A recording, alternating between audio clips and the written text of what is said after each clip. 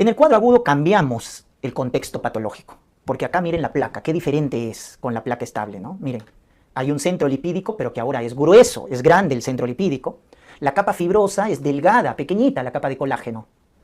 Y la luz está permeable, ¿no es cierto? Porque la placa, bueno, no obstruye tanto, pero miren la constitución de la placa. El núcleo lipídico es más grande y la capa fibrosa es pequeña. Entonces, esta placa se llama placa vulnerable, placa inestable, porque como la capa fibrosa es pequeña, doctores, en cualquier momento se rompe. Y eso es lo que genera el cuadro agudo. La ruptura de placa, el accidente de placa, la erosión de la placa es lo que genera el cuadro agudo. Porque al erosionarse esa placa, al romperse, ¿qué se va a formar? Un trombo. Por eso acá hablamos de placa inestable o placa trombótica. Porque como pueden ver acá, miren, se rompió la placa y miren, se forma un coágulo, se forma un trombo. Pero hay dos escenarios cuando la placa se rompe. Este primer escenario es porque se forma el coágulo, pero todavía hay luz. Entonces es una oclusión parcial, porque hay luz. Y el trombo que se ha formado por la ruptura de placa es a base de plaquetas, ¿correcto? Ese es el primer escenario en el síndrome coronario agudo, si el paciente tiene buena suerte, ¿no? Pero si ya Diosito lo está llamando a ese paciente, entonces vamos a tener este otro escenario, en el cual ya la oclusión es total, no hay luz. Al romperse la placa, el coágulo ha tapado toda la luz de la arteria coronaria. Es una oclusión total. Y el trombo es a base de fibrina, es a base de fibrina.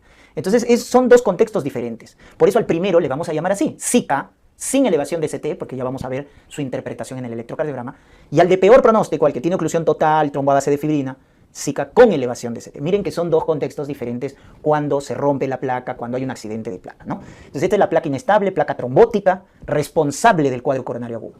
Hay dos escenarios, ¿correcto? ¿Y por qué les explico esos dos escenarios? Porque el primer escenario, donde la oclusión es parcial, el trombo es a base de plaquetas, llamado SICA sin elevación de ST, va a producir la llamada angina inestable y el otro cuadro que es el infarto no Q. O sea, la angina inestable es isquemia, aguda, pero no hay necrosis. En cambio, cuando digo infarto agudo de miocardio, ya hay necrosis. Ahí está el color negro, una necrosis, ¿no?, que es del subendocardio, que se va a llamar infarto no Q, porque la zona más sensible a la hipoxia es el subendocardio. ¿Ya? Porque las arterias coronarias que traen oxígeno para el miocardio están en el epicardio. Entonces, ¿cuál es la zona más alejada? El subendocardio. Entonces, es la zona más sensible a la hipoxia. Pues el primer infarto es infarto no Q o subendocárdico, como están viendo ahí. Entonces, esos dos cuadros clínicos están dentro del SICA sin elevación del ST y están viendo ahí la fisiopatología. En cambio, en el otro lado, donde la oclusión es total, donde el trombo es a base de fibrina, el paciente pues más grave, que se llama SICA con elevación de ST, va a producir el famoso infarto con onda Q. Infarto transmural, porque se necrosa toda la pared, como estás viendo ahí. O subepicárdico también llamado. ¿Ya? Transmural o subepicárdico, porque toda la pared se necrosa. Entonces miren el origen de cada uno de estos cuadros agudos. ¿Ya? Entonces en resumen, sin elevación de ST, oclusión parcial, trombo a base de plaquetas, produce la angina inestable y el infarto no Q o subendocárdico. En cambio, el SICA con elevación de ST, oclusión total, trombo a base de fibrina, produce el infarto con onda Q, transmural o subepicárdico. ¿Se dan cuenta? Muy bien. Vamos al diagnóstico. Acá sí vamos a utilizar electrocardiogramas, troponinas. En el cuadro crónico, en la angina estable, utilizábamos pruebas funcionales. En el cuadro agudo, EKG, troponinas. ¿Se van dando cuenta de la diferencia? Muy bien, entonces el diagnóstico del cuadro coronario agudo, el primer criterio es el criterio clínico, ¿no? Un paciente que viene con dolor de pecho, que ya hemos comentado, opresivo, severo, que no calma con el reposo, con los nitratos. Eso ya me debe hacer entender de un cuadro agudo. Porque la angina estable calmaba con el reposo, con la nitroglicerina, duraba menos de 20 minutos. Acá no, es persistente. Entonces el primer estudio, cuando estoy sospechando un cuadro agudo, es el electrocardiograma, en los primeros 10 minutos del paciente. Porque el electrocardiograma nos va a permitir esto, conocer si estamos frente a un SICA sin elevación de ST o a un SICA con elevación de ST. Entonces el electrocardiograma es el primer estudio al ingreso del paciente, cuando sospecho un cuadro coronario agudo, en los primeros 10 minutos, le pido. Entonces si yo veo en el electrocardiograma esto de acá, veo cualquier alteración que puede ser, mira, onda T negativa, infradesnivel del ST, o sea el ST está hacia abajo, infradesnivel, cualquier alteración, o hasta un EKG normal. Entonces se va a llamar así SICA sin elevación de ST, ¿no? T negativa, infradesnivel o normal. Y esto está representado por lo que hemos visto anteriormente. Por esto, ¿no? Por una placa que se rompió, produjo un trombo, pero es una oclusión parcial y el trombo está a base de plaquetas. Entonces, la manifestación electrocardiográfica de esto, que es el SICA sin elevación de ST, es esto. Diferente al SICA con elevación de ST. Porque acá te acuerdas, ¿no? El SICA con elevación de ST es oclusión total, trombo a base de fibrina. ¿Y qué voy a encontrar en el electrocardiograma? Esto. Miren cómo acá el ST se eleva. Supradesnivel, elevación del ST, pero ojo, cóncavo hacia abajo, cóncavo hacia abajo. La famosa carita triste, ¿no? Porque si te dice cóncavo hacia arriba, carita feliz, pericarditis. Acuérdate de eso, cóncavo hacia abajo, en derivaciones contiguas, infarto. Pues. Entonces miren, acá se eleva el ST. Entonces cuando tú en el electrocardiograma encuentres elevación del ST cóncavo hacia abajo, estás pensando en esto. Ah, se ha ocluido totalmente la arteria coronaria. El trombo es a base de fibrina.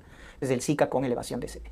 ¿Ya? Pero cuando ves tu electrocardiograma y no ves elevación de ST, ves cualquier otra cosa, entonces dices, ah, no, tranquilo, todavía hay luz, es una oclusión parcial, el trombo es a base de plaquetas, porque es un Zika sin elevación de ST. Entonces te das cuenta la diferencia, ¿no? Ya está. Y un dato adicional acá, en el Zika con elevación de ST, es que esta arritmia oculta la elevación del ST. Bloqueo completo de rama izquierda. Entonces, como conclusión, la elevación del ST o supradesnivel del ST es igual a bloqueo completo de rama izquierda. Mucho cuidado. Te pueden decir elevación del ST o bloqueo completo de rama izquierda. Es lo mismo. Es este mismo contexto patológico. Oclusión total, trombo a base de fibrina. Entonces es lo mismo, ¿correcto? Ya está. Entonces se dan cuenta cómo el electrocardiograma, al ver los cambios en el segmento ST, nos permite clasificar a tu paciente, ¿no? Sin elevación de ST y con elevación de ST, y ya sabes qué está pasando en la fisiopatología. Muy bien. La otra prueba diagnóstica son las troponinas. Entonces, ¿te acuerdas que en el Zika sin elevación de ST tenías la angina inestable y el infarto no Q o subendocárdico? La pregunta es cómo lo diferencio con los biomarcadores. Si las troponinas no salen negativas, porque las troponinas son las más sensibles, las más específicas, las de elección, como biomarcadores cardíacos, si te sale negativa, quiere decir que no hay necrosis, solo es isquemia aguda, angina inestable. Pero si las troponinas son positivas, quiere decir que hay necrosis, entonces ya es un infarto. Pero como estas troponinas positivas están dentro de un Zika sin elevación de ST, es un infarto no Q o subendocárdico. Porque si las troponinas salen positivas, muy positivas incluso, dentro de una elevación de ST, entonces el diagnóstico es un infarto con onda Q, transmural o subepicárdico. ¿Correcto? Entonces ahí tienes completado tu algoritmo diagnóstico. Clínica, EKG y troponinas para evaluar tu síndrome coronario agudo. Con el EKG clasificas ST no elevado, ST elevado. Con tus troponinas diferencias angina inestable o los infartos. ¿Se dan cuenta? Muy bien, entonces piensa en infarto agudo de miocardio cuando ya te dicen troponinas positivas o en el electrocardiograma onda Q de necrosis, como vamos a ver. Ahí recién es infarto. ¿Ya? No marques de frente infarto. Infarto no es por clínica. Te tienen que dar marcadores bioquímicos como las troponinas o electrocardiográficos como la onda Q. Ahí recién marcas infarto. Si no, simplemente, si no tienes los datos, angina inestable, que es la isquemia aguda. ¿Correcto? Y tú te preguntarás, doctor, hemos visto la forma crónica que es angina estable. Acá estamos con la angina inestable. ¿Y cómo la vas a diferenciar? Por estos datos. Miren, en la angina estable, ¿quién desencadenaba el dolor? El esfuerzo, ¿verdad? Físico, mental. En la inestable, ¿no? Puede producirse al reposo, sin esfuerzo. Al reposo le da dolor de pecho, angina inestable, si el reposo lo desencadena. ¿Se dan cuenta la diferencia? Progresiva, aumenta en intensidad, no calma. Por ende, dura más de 20 minutos. Entonces, si el dolor de pecho calma con los nitratos, con el reposo, dura menos de 20 minutos, estable. Pero si progresa, aumenta de intensidad, no calma con el reposo ni los nitratos, dura más de 20 minutos, inestable.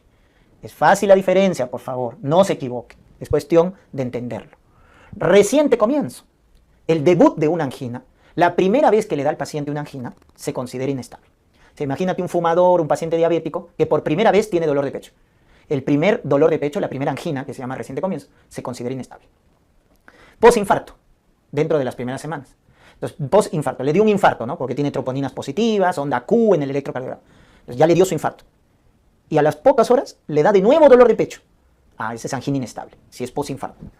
¿Y se acuerdan de la angina de Prince Metal, la del joven que consume cocaína por vasoespasmo coronario? También se considera angina inestable, por si acaso.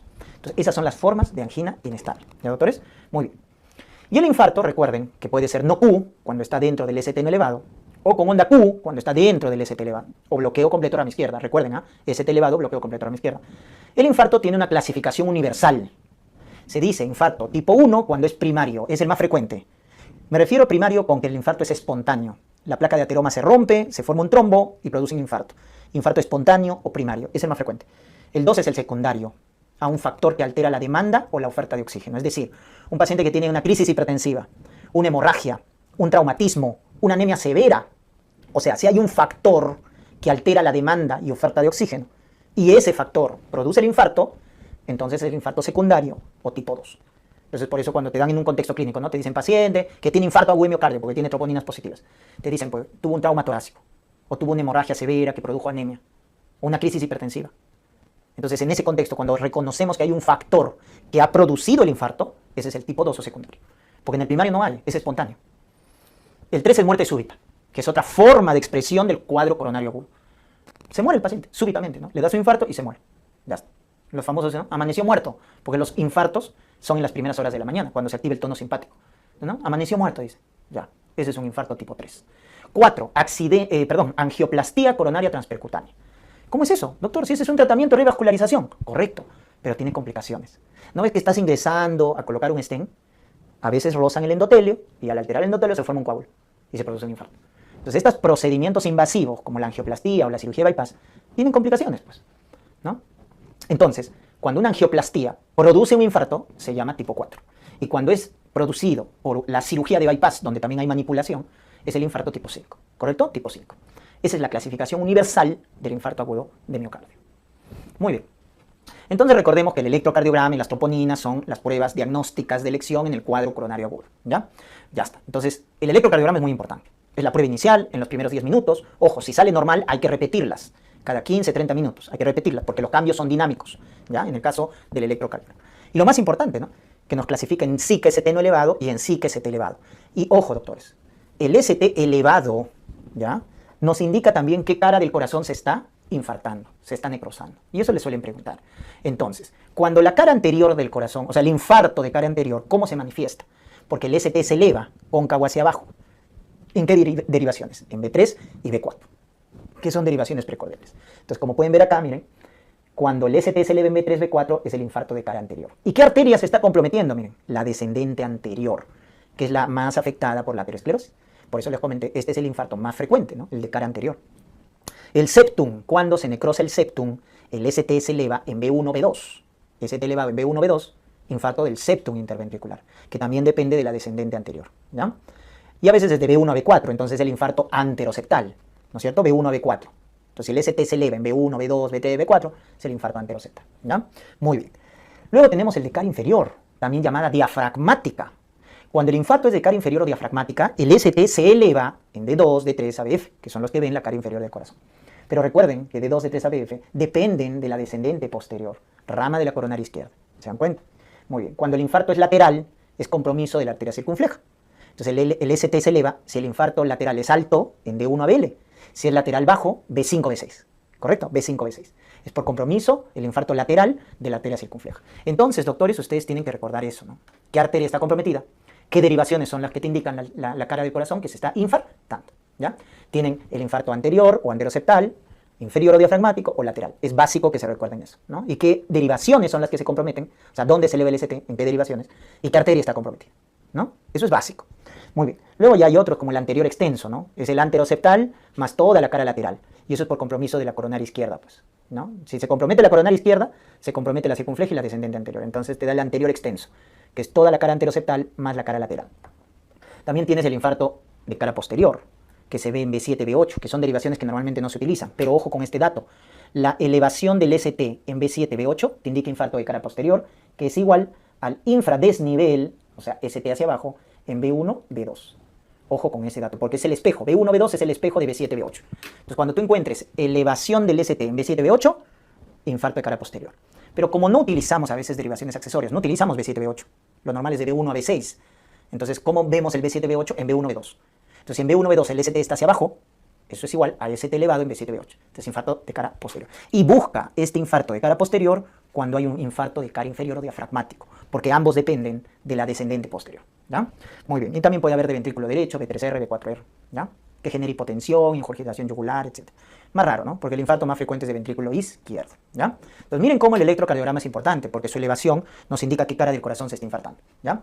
Y los cambios son dinámicos. Recuerda que la onda T, mira, la inversión de la onda T negativa simétrica, indica isquemia.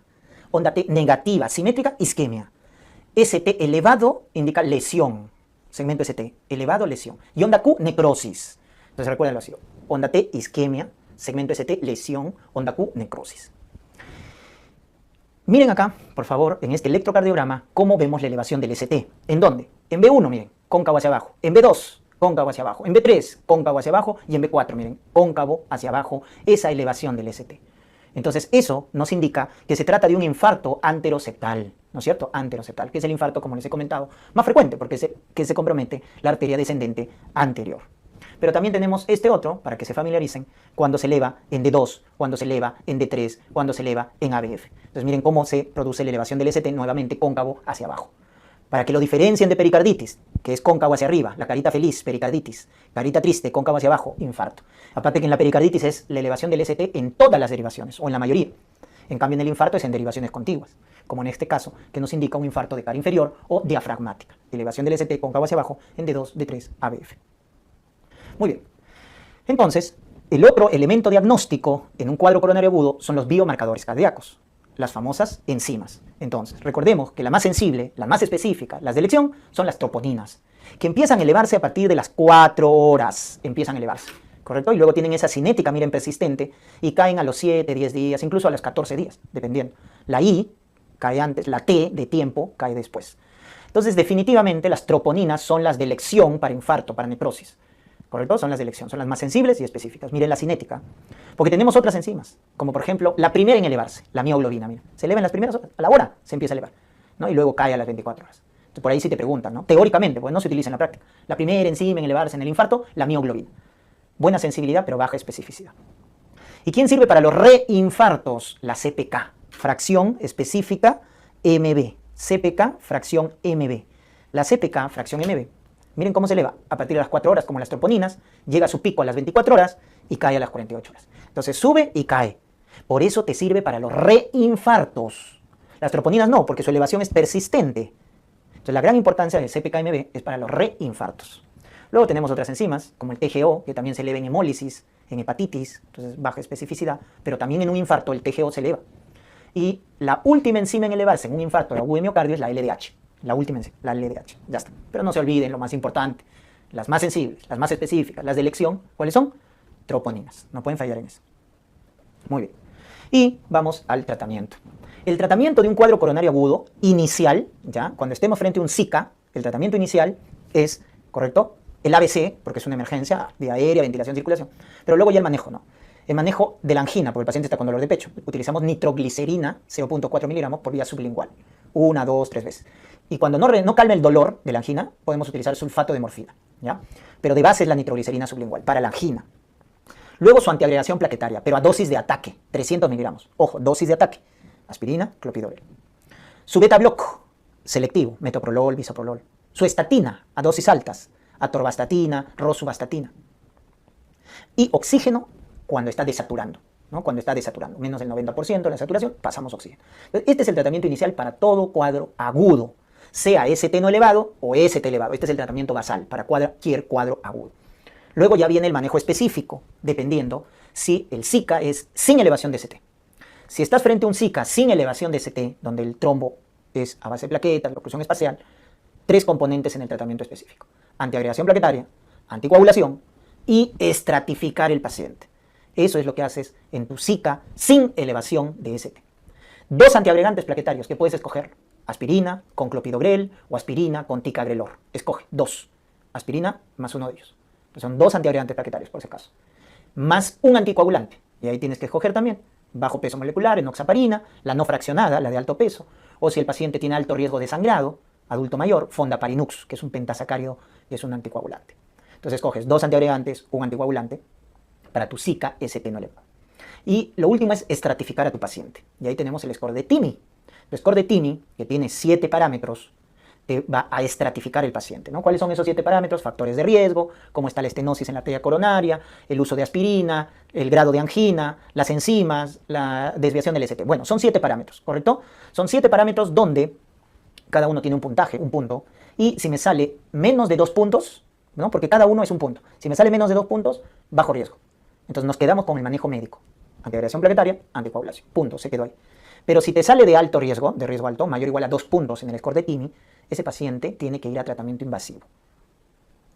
¿Cuál es el manejo invasivo? La revascularización.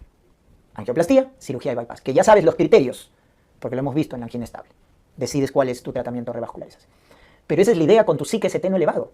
O sea, aparte de antiagregación plaquetaria, anticoagulación, le tienes que estratificar a tu paciente con el score de TIMI.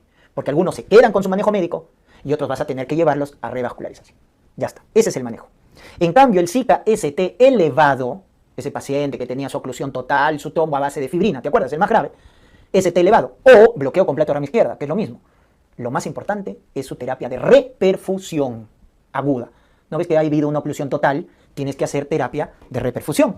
¿Y cuál es esa terapia de reperfusión? Tienes una ventana terapéutica hasta 12 horas, donde la de elección o definitiva es la angioplastía coronaria transpercutánea. Ese es el tratamiento de elección en un SIC-ST elevado. ST elevado o bloqueo con plato izquierdo. Angioplastía. Lo ideal, o sea, la ventana terapéutica es 12 horas, pero lo ideal es en los primeros 120 minutos, o sea, en las primeras 2 horas, ofrecerle al paciente angioplastía. Eso sería una atención de calidad, ¿no es cierto? Pero como nuestro sistema de salud es precario, abandonado, etcétera, ¿no? Eso ya lo sabemos históricamente. Como no tenemos a la mano muchas veces para hacer angioplastía a nuestro paciente con SIC-ST elevado, que sería lo ideal, lo mejor. Entonces, ¿qué le damos como alternativa? Terapia fibrinolítica, porque te acuerdas que el trombo es a base de fibrinas, entonces le das fibrinolíticos, terapia trombolítica, con activadores del plaminógeno tisular, Alteplas, Tecnecteplas, ¿no? O antiguamente, pues estreptoquinasa te ponen, ¿no? Entonces esas terapias trombolíticas o fibrinolíticas es la alternativa, ojo, porque la de elección es la angioplastía, eso es lo mejor. Pero cuando no hay, su terapia fibrinolítica.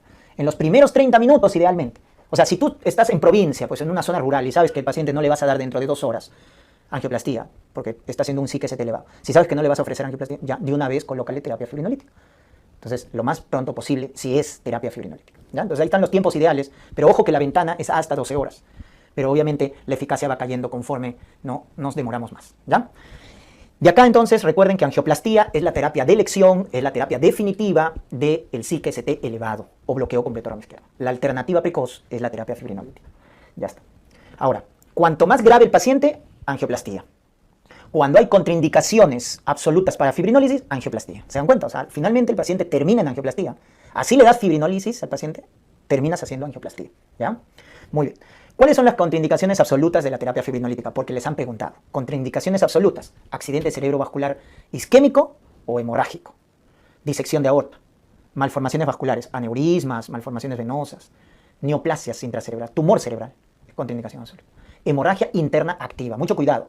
Porque en contraindicaciones relativas está úlcera péptica activa. Esta es hemorragia interna activa. Mucho cuidado. Hemorragia interna activa. TEC severo. Un traumatismo encefalocraniano severo. Glagómeno de 8. Ya está. Esas son las contraindicaciones absolutas para fibrinolíticos. Por lo tanto, si les dicen a un paciente con ST elevado, con cualquiera de estos factores, no les queda de otra. ¿A dónde tienen que llevar a su paciente?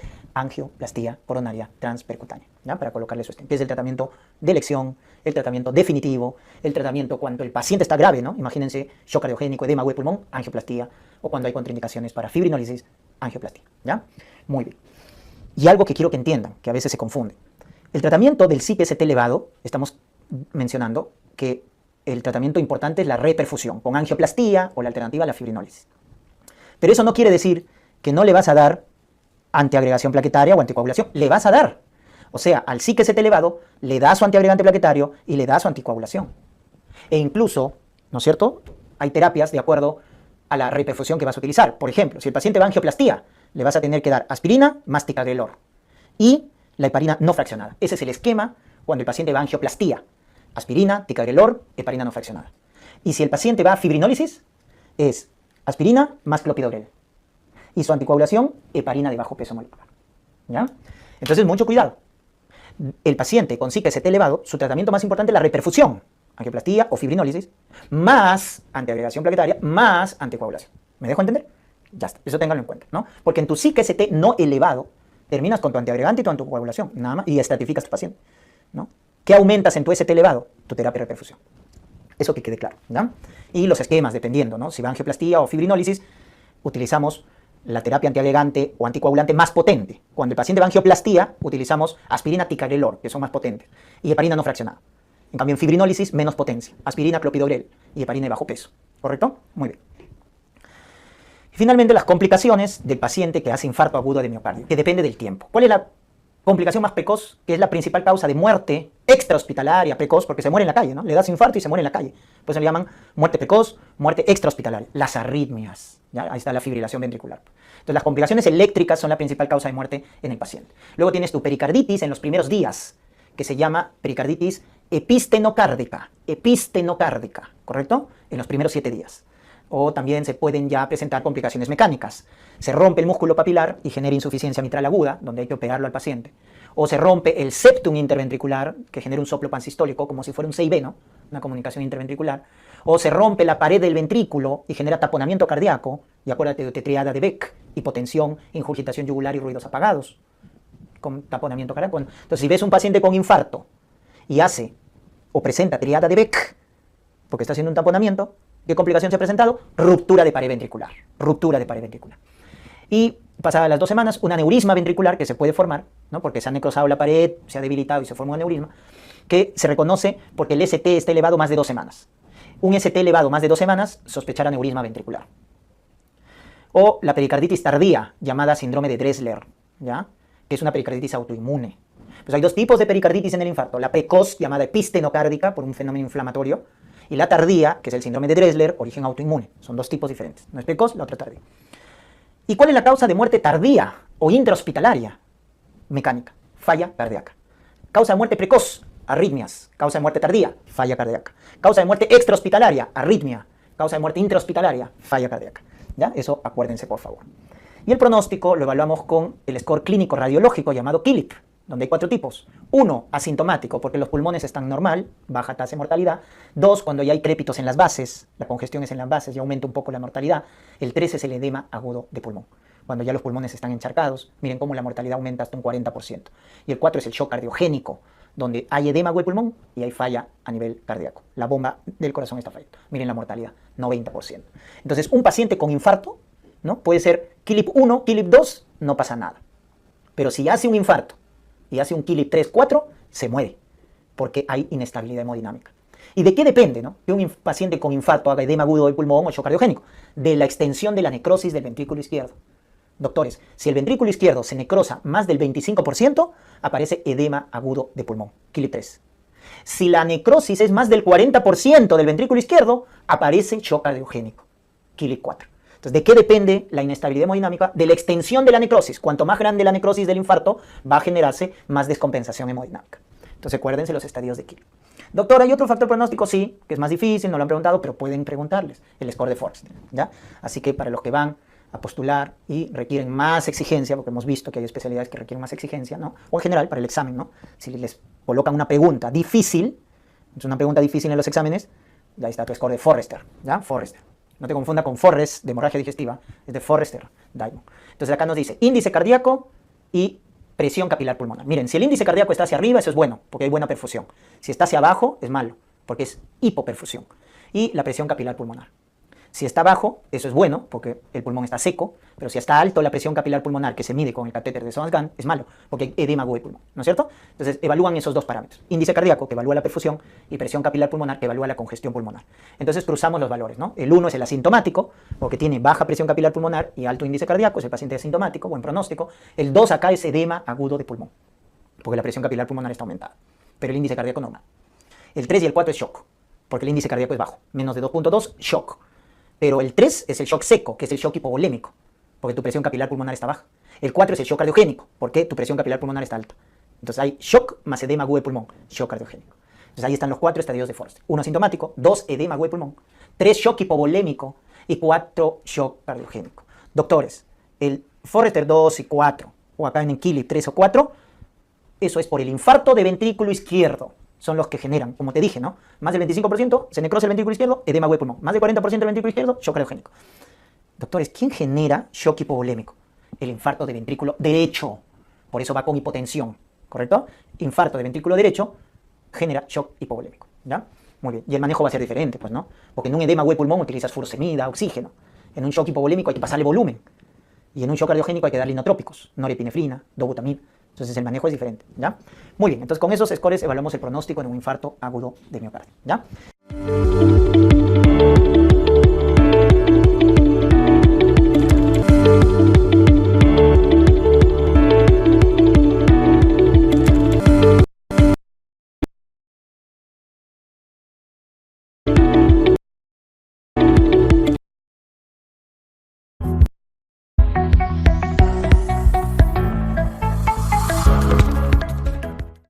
Cardiopatía isquémica, también llamada enfermedad coronaria. Entonces vamos a iniciar con los aspectos